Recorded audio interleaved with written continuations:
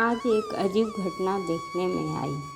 हमारे एक मित्र मुख्य राजमार्ग से कटे एक देहाती गांव के स्कूल में पढ़ाने जाते हैं। सुबह ही स्कूल खुलते प्राइमरी कक्षा से एक नन्ही बच्ची एक फ़ोटो उठाए घूम रही थी और सभी अध्यापकों तथा कर्मचारियों को उसे दिखा रही थी। वह सबसे कहती, देखो ये मेरे छोटे भाई की तस्वीर है, ये हफ्ता पहले पैदा हुआ है। उसकी बात सुनकर सब मुस्कुरा देते और कहते, बहुत सुंदर है। मेरे मित्र ने भी तस्वीर देखी। नवजात शिशु वाकई में सुंदर था। हमारे यहाँ लड़का होने पर सब परिचितों और रिश्तेदारों को सूचना दी जाती है। घर के बाहर नीम और खिलौनों का बंधनवार बांधा जाता है। पर ये एक अलग बात लगी उसे।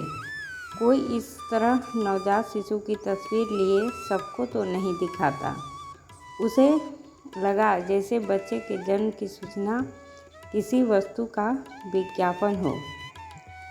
इस दृश्य और सोच में उलझा वो जिज्ञासु हो उठा और उसने उस बच्ची को प्यार से पास बुलाकर पूछा, बेटा, तेरा भाई बहुत सुंदर और प्यारा है। ये तस्वीर तुम्हें किसने दी? स्कूल में बच्चे इसे खराब ना कर दें।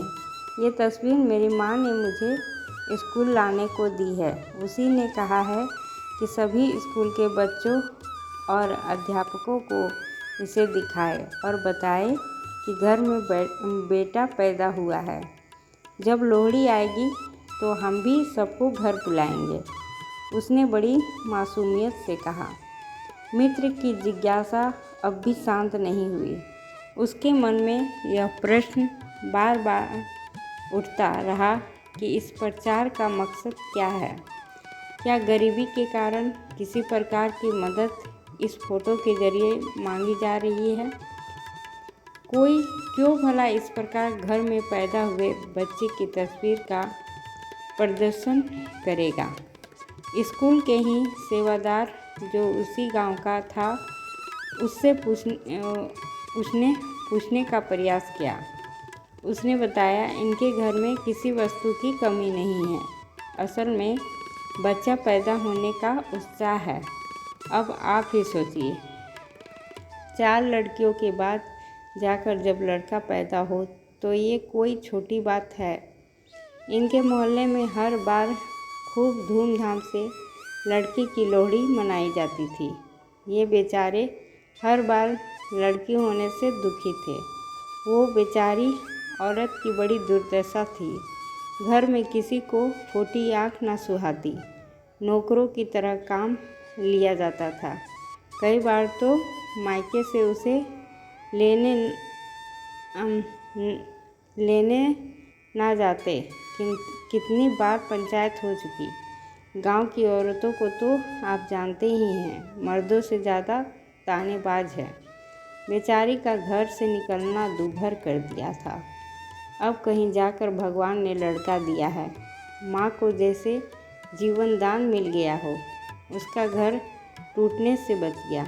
इसलिए वो पागलों की तरह पूरे गांव को बताना चाहती है कि अब वो भी एक लड़के की माँ है। इन बच्चियों को देखिए, कितनी उत्साहित है।